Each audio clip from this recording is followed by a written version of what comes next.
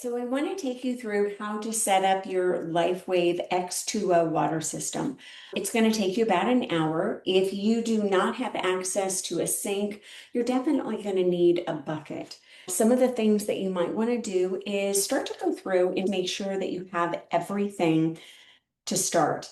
A lot of the things that LifeWave is including in the X2O system are right here on the side. So your primary filter, secondary filter, they're all going to be here on the side and they're all attached. So I'll show you how that looks. So everything's going to come out pretty easily. And you also have other things that are coming in a box. And this is going to be the drip tray and your plug. Now, once you know you have everything, we're just going to take it step by step and show you how easy it is to set up your water system. I went ahead and took everything out of the system. I filled up water into the water container because you're going to have to flush 2 filters. Now, the filters that we're going to flush are the primary filter and the secondary filter. The primary filter is this filter. And in the directions, LifeWave talks about removing the plastic and then removing the netting. What you don't want to do is remove the netting. If you did remove the netting, as the instructions said, it's okay. It's not going to render the filter unusable or damaged, but you'd want to keep the netting on the filter. I did contact the company and found out that that is something that they are making corrections on. So when you install this, you're going to see on each side there's a threading on one side, and then the other side is clear, so it doesn't have any threading on it. So we're going to want to insert that down, so the threading side down into the container. This is the secondary filter, so we're going to keep that to the side.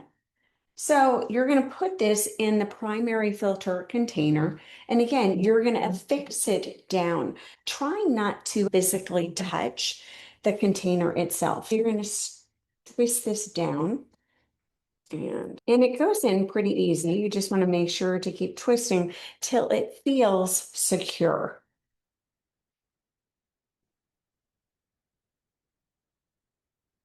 And they've labeled everything pretty well. So it says right on the side, primary filter, and the flush that you're going to do, it shows the flush to the primary filter. Now, this is the hose. This is your drainage hose, and you're going to end up either putting this in your bucket or you're going to put it in your sink. I'm going to put the lid on the primary filter and make sure this is tight, but not so tight that you can't get it off. Now I'm also going to affix the secondary filter. So I'll put that in place. So this clicks in, and so you're going to click this in. You just push up until you hear it click, and then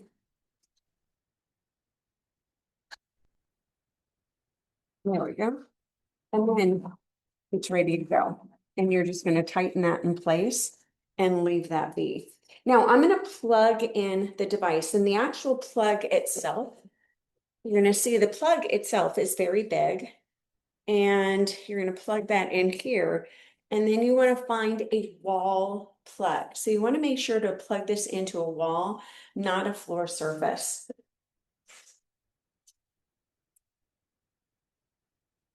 Once I have this plugged in, you're going to see menu options at the top that will walk you through exactly what you need to do. Before you do anything, you're going to want to take it from normal operation and put it into flush primary mode. And it's just going to turn over and click there. And that means you're going to be ready to flush this primary filter. So on the menu, you're going to see a couple of different options. You're going to see flush filter. You're going to see firmware update, and you're going to see factory test. Right now, we're just doing the flush filter. I'm going over the flush filter option. So I'm going to go ahead and flush filter. It has a process, so you can scan the QR code for detailed instructions, or you can follow the quick guide instructions. Now, I'm going to go ahead and push flush filter, And you can see it's going to take 14 minutes, basically 15 minutes. And it actually flushes pretty quickly. So you're going to want to keep a bucket on hand, and you're going to want to keep this section ready to go so you can make sure to keep filling it up with water. You can hear it is definitely going. All right, so it is starting to flush. The color of the filter has gone from white to now it's saturating, so it's a darker color, and that is normal. It pushed out a lot of gunk at first, and now the water is fairly clean. It still has about 12 minutes left. Now I'm keeping water next to it because this is going down pretty quickly. You want to make sure to keep filling it. Company says it's going to take about 5 gallons. Now the primary filter is the filter that's getting rid of the PFOSs, the plastics, the environmental toxins, pesticides, all the things that we want to extract out of the water. The secondary filter, which we're going to flush next, that is the filter that's going to add hydrogen into the water. The alkalinity of the water between about 9 and 9.4. So we're going to do this for about another 11 minutes. I'm going to keep filling this up in the meantime, and then we'll be back to work on the second filter. All right, just kind of a lot quieter. So it has finished flushing the primary filter. The directions specifically say, make sure to turn the valve back to normal operation. And I'm going to show that really quickly.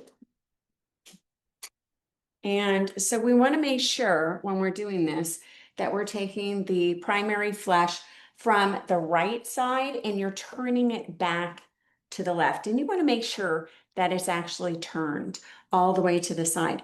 Now we're going to go into flushing the secondary filter. And again, you just want to make sure that it is connected in and it's ready to go. And same thing, you're going to turn this blue knob over to the right, and you're going to make sure that it's ready to go. And I'm going to put my hose back in the sink.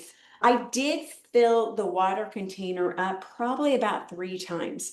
Now, something to note, when you are making your water and when you're flushing, you only need to use tap water, distilled water. You don't want to use specialized water like coherent water or structured water. The user guide is going to give you instructions as to what water you can use for the best benefits for your water system.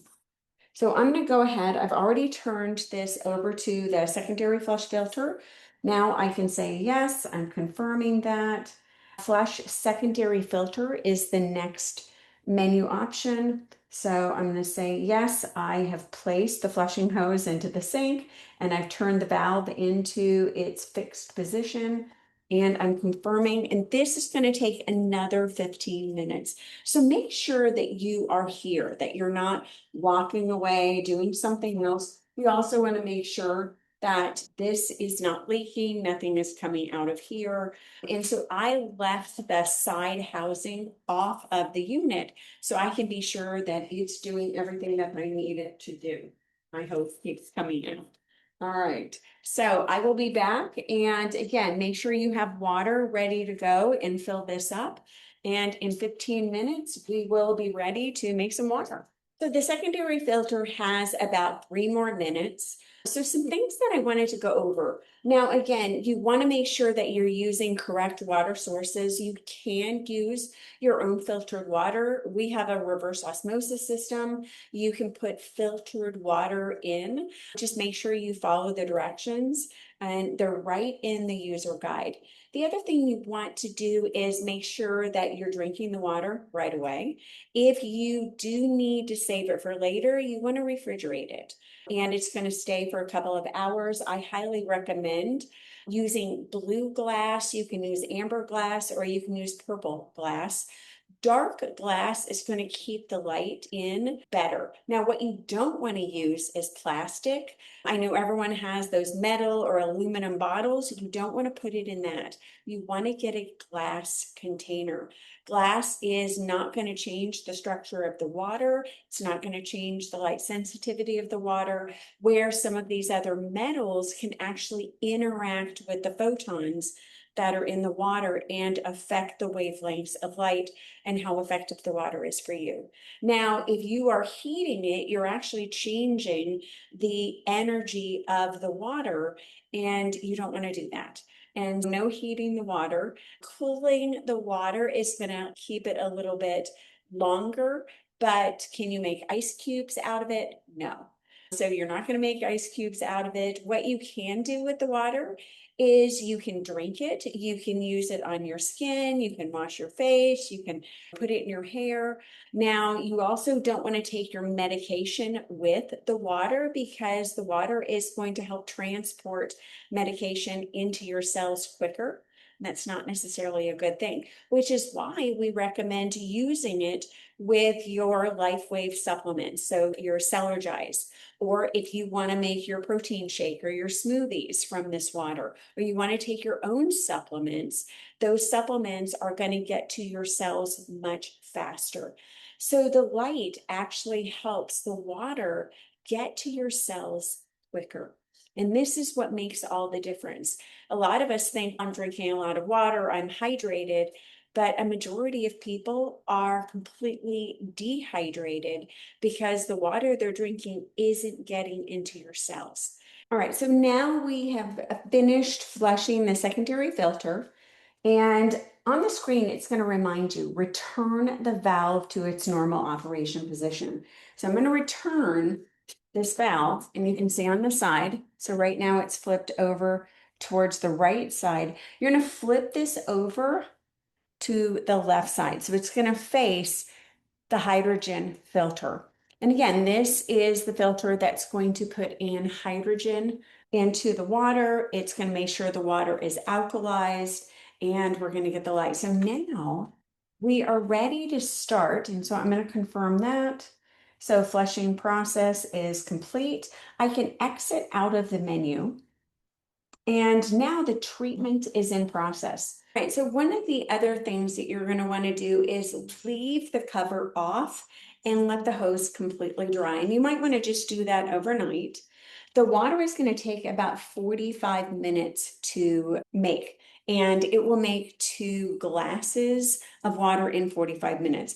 Now, the cool thing is, let's say you drink your glasses, it's going to automatically generate more water. And so it will start doing that. So the machine is going to take about 45 minutes to make 2 glasses of water. Now, what I thought when I ordered the machine was that I was going to have to push a button to say make the water, and it was going to take 45 minutes, and I had to wait that 45 minutes. And that's not the case. Like, it's generating the water now, and I didn't push anything. So when I'm ready, it will be ready. Now, if you have multiple people in your house, you have 4 people, 2 people will get full large glasses. It makes about 14-ish ounces. So you can split that with people, or what a lot of people do is just set up times.